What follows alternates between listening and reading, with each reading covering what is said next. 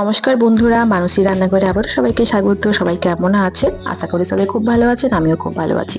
দীর্ঘদিন কোনো কারণের জন্য আমি ভিডিও দিতে পারছি না, তার জন্য খুবই দুঃখিত। এবার চেষ্টা করব মাঝে মাঝে আমি কন্টিনিউ ভিডিও দেবার। তো বন্ধুরা, আমের সিজন প্রায় তো শেষ হতেই চলেছে, তো ভাবলাম আমের সিজন শেষ হবার আগে এই রেসিপিটা একবার আপনাদের কাছে শেয়ার করে নিই।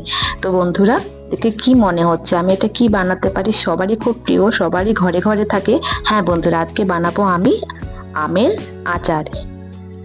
আজকে শেয়ার করতে চলেছি সুস্বাদু, দীর্ঘদিন সংরক্ষণ থাকে এমনভাবে বানাবো আমের আচার। টক ঝাল আর মশলাদার এই আচার একবার বানিয়ে রাখলে অনেকদিন খেতে পারবেন। গরমে ভাত, খিচুড়ি বা বর্ষার সিজনে খিচুড়ির সাথে তো আচার জমজমভাবে জমে যাবে, তাই না বন্ধুরা? ঝমঝম বৃষ্টি আর দিয়ে খিচুড়ি, তার সঙ্গে আচার, খুব দারুণ লাগবে। তো বন্ধুরা, ভিডিওটি শেষ পর্যন্ত দেখার অনুরোধ রাখলাম।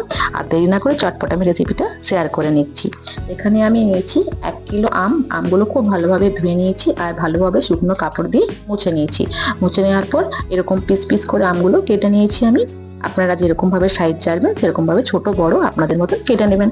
এখানে আমগুলো কেটে নেওয়ার পর আমি খুব ভালোভাবে হলুদ নুন মিশিয়ে এটাকে রাখবো। আমার এই যে প্রসেসে আচারটা বানিয়েছি, আচার কিন্তু আমি 2-3 দিন রোদে দেবো না। তো আপনারা ভিডিওটি স্কিপ না করে দেখুন, তাহলে বুঝতে পারবেন কেমন ভাবে আমি বানিয়েছি। আর চট জলদি আপনারাও বানাতে পারবেন। বন্ধুরা, চটপট করে বানিয়ে নিন, আম কিন্তু বাজারের শেষের দিকে প্রায়। তো এখানে আমি আমের সাথে হলুদ নুন পরিমাপ করে নিয়ে নিয়েছি এবং খুব ভালোভাবে আমি এটা মাখিয়ে নিলাম। মাখিয়ে নেওয়ার পর 1 দিনের মতন আমি রোদে দেব। তো আমার এখানে দেখুন প্রায় সব আমের মধ্যে হলুদ নুন মাখানো রেডি হয়ে গেছে। এবার আমি রোদে দেব। রোদে দিতে আমটা থালার মধ্যে রেখেছি। থালার মধ্যে রেখে দেওয়ার পর রোদে আমি বসিয়ে দিয়েছি এবং একটা এরকম ঢাকা দিয়ে দেবেন যাতে পোকা মাকড় পাখিতে মুখ না দেয়। তো একদিনই আমি আমটা রেখেছি। তো আমি পরের দিন আবার চলে এসেছি ভিডিওটা নিয়ে। এখানে আমি আমের মশলা করার জন্য দেখুন নিয়েছি শুকনো লঙ্কা পরিমাপ করে, যেরকম আপনারা ঝাল খাবেন, যতটা ঝাল খাবেন সেটা আপনাদের ইচ্ছে মতন। এখানে আমি ধনে নিয়েছি, গোটা ধনে, মেথি, সরষে, গোটা জিরে, গোটা মরিচ, সবগুলো নিয়ে মিনিট 5 কম আঁচে শুকনো কড়াইয়ে ভেজে নেব। দেখুন বন্ধুরা, একদিন পর আমি এসেছি এই আমের এই থালাটা নিয়ে।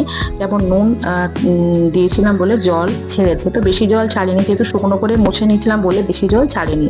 তো আপনারাও শুকনো করে মুছে নেবেন, তাহলে দেখবেন বেশি জল বেরোবে না। এবার আমি কড়াইয়ে তেল দিয়েছি, আচার যেহেতু বানাবো তাই বেশি তেলের দরকার হয়। তো ভালোভাবে তেলটা এরকম ধোঁয়াটা গরম করে নিতে হবে। এবং ওই যে আমি শুকনো মশলাগুলো করেছিলাম ওটা পেস্ট বানিয়ে নিয়েছি, পেস্ট মানে ডাস্ট বানিয়ে নিয়েছি শুকনো। এরপর আমি একটা স্টিলের পাত্রের মধ্যে আমি আমগুলো নিলাম, জলটাকে বার করে দিলাম, তার মধ্যে দিলাম কাশ্মীরি লঙ্কা গুঁড়ো, যেহেতু কালারের জন্য, আপনারা চাইলে লাল লঙ্কা গুঁড়ো দিতে পারেন ঝালের জন্য।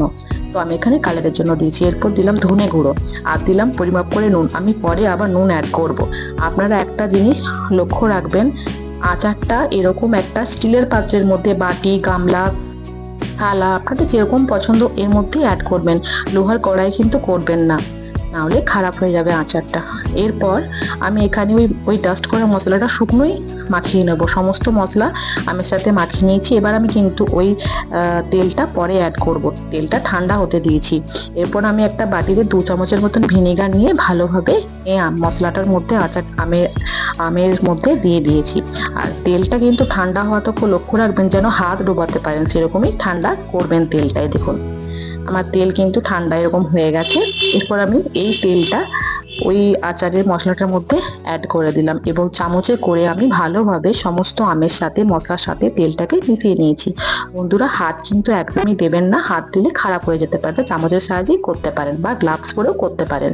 তো বন্ধুরা, আমার এই ভিডিওটি একবার আপনারা ভালোভাবে সম্পূর্ণ দেখবেন এবং বাড়িতে অবশ্যই ট্রাই করবেন। খুব জলদি, খুব সহজে আমি আচারটা কিভাবে বানিয়েছি আপনারা অবশ্যই আমাকে কমেন্ট বক্সে লিখবেন আপনাদের এই ভিডিওটি কেমন লাগলো। আর এই রেসিপিটা চট করে বানিয়ে নিন, আর খেতে খুব মজাদার হবে। আপনি চাইলে পরে আবার একটু ঝালও অ্যাড করতে পারেন। তো দেখুন বন্ধুরা, আমি তেল দিয়ে দিয়েছি, কত সুন্দর কালার এসছে। এবার আপনি এটাকে সংরক্ষণে রেখে দেন। তো আজকের পর্যন্ত এই পর্যন্ত, আবার আসবো অন্য কোনো দিন অন্য কোনো রেসিপি নিয়ে। টাটা বন্ধুরা, ভালো থাকবেন।